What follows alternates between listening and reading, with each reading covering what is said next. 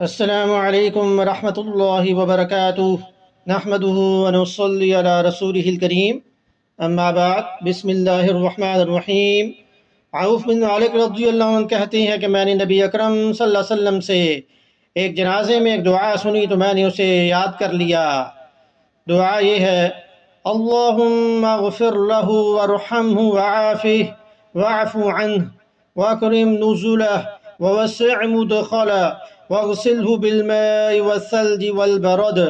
ونقه من الخطايا كما نقيت الثوب الأبيض من الدنس وابدله دارا خيرا من داره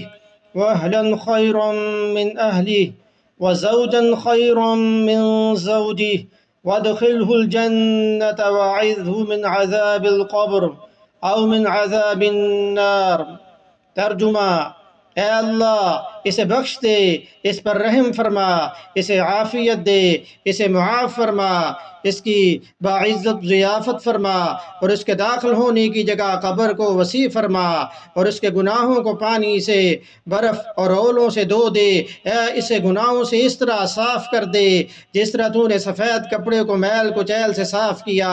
اور اسے اس کے گھر کے بدلے میں بہتر گھر اور اس کے گھر والوں کے بدلے میں بہتر گھر والے اور اس کی بیوی کے بدلے میں بہتر بیوی عطا فرما اور اس کو جنت میں داخل فرما اور قبر کے عذاب سے اور آگ کے عذاب سے اسے اپنی پناہ میں پناہ عطا فرما۔ اس کے بعد آپ رضی اللہ عنہ فرماتے ہیں، یعنی عوف بن مالک رضی اللہ عنہ فرماتے ہیں کہ میرے دل میں یہ آرزو پیدا ہوئی کہ یہ میت میں ہوتا۔ تو اللہ پاک ان تمام مسلمانوں کی جو دنیا سے رخصت ہو گئے ہیں، اللہ پاک ان کے درجات کو بلند فرمائیں، ان کے گناہوں کو معاف فرمائیں، اللہ پاک عافیت میں رکھیں۔ دعا سننے کے بعد اسے شیئر بھی کریں تاکہ یہ آپ کے صدقہ جاریہ بن جائے۔ وما علینا الا البلاغ المبین۔